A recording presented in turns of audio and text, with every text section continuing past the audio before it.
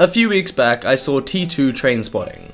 At the time, I hadn't seen the first film, and I didn't really think it would be an issue. If you haven't yet seen either and want to see the second, I'll save you some time and say that it's really good, but it's better if you've seen the first one. So I have now seen Trainspotting 1, and it's going to go down as one of my favorite movies ever. There is an energy to Trainspotting that is almost unmatched by any other film. Its brisk pace and intelligent overall allegory for modern day life are engaging and entertaining. The story of Trainspotting is in some way like Fight Club, in that it deals with the materialism that has gripped modern day society. Trainspotting's way of dealing with this issue is unique and subtle. There are hints throughout the film that its seemingly unconcerned story serves a larger purpose. There is one constant throughout the film, and that's heroin. The plot jumps around various situations that involve the main four characters, and this has bothered some people I've spoken to about the film. But the fact that heroin is always there with Renton and co. is a masterful allegory for materialism and self-image. Of course, the film contains the famous monologues about choosing life and a starter home, but the overall purpose of these monologues is something more than just to set up the anti-establishment attitudes of its characters. I think it's to clue in the audience to the themes of the film. If, while watching Trainspotting, you think of heroin addiction as society's addiction to forever seeming like the best person they can be, even when it's totally at odds with the person that they are, then it begins to make sense as an overall story. The film is less concerned with creating a plot that is relatable and because of this relatability engaging, and more concerned with drawing comparisons between how disgusting the heroin addictions of the main characters are and how similar it is to materialism and endless self-improvement. Why are we disgusted by the image of Renton and his friends lying around needles and sleeping on the ground? Because they don't conform to what we see as a healthy human being. Obviously, I don't think a heroin addiction is healthy, but I do agree with the questions Trainspotting asks about what lengths we are willing to go to as human beings to be liked by the people around us.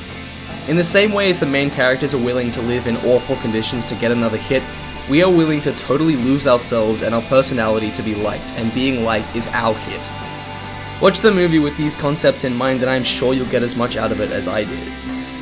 What's most entertaining about Trainspotting is its characters. All of them are hilarious, and Renton's overall character arc is really engaging because of the way his friends treat him. His struggle to escape his life is an underdog tale and one that I enjoyed watching. Moreover, his narration as the main character is key to understanding the message of the film, and if this came across as uncharacteristic or cliché, Trainspotting wouldn't work anywhere near as well as it does. Renton's rants come across not only as something that he would naturally say, but also as something that could have been said at another point in his life. The surreal nature of the film makes it impossible to tell whether Renton is narrating what's happening, or his monologues are just snippets of conversation from years past. Renton's friends and their relationships with him are something that add even more depth to the allegory of the plot, and I honestly just had a blast watching them talk to each other. Trainspotting's surrealistic atmosphere comes from a few things. The design of its scenes, for example in the opening sequences when Renton pulls himself into a toilet and swims around, its use of wide-angle lenses to distort people's faces, and its use of dreamy punk tracks. The cinematography and editing of Trainspotting are as strange as each other. While some films try to hide their cuts, Trainspotting often makes them obvious to get a point across. An example being this scene with Spud doing a job interview while on speed. The quick cuts between slightly different shots of the same thing are jarring and jumpy, and it portrays really well Spud's feeling during the interview. Renton's march to the bathroom as his heroin high wears off is punctuated perfectly by close-up wide angles of bar attendants staring at him as he passes. The whole film is permeated by camera movements and jarring edits that are great at creating a sense of being detached.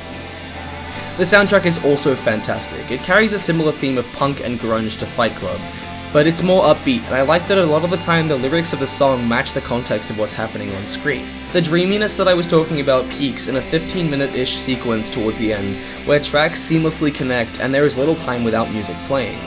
It's not a montage in the strict sense of the word, but this extended period where music is playing feels very odd and I love it. It pains me to even mention negative things about Trainspotting, but there is one thing that was legitimately distracting, although overall not significant.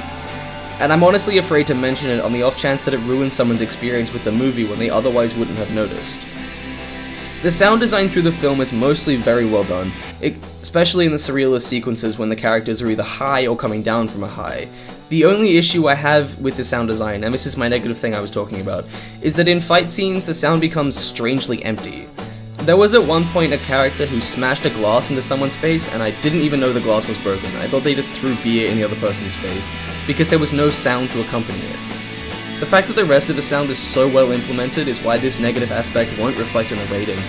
But as a channel that's trying to pride itself on seeing the flaws in these things, I have to mention it.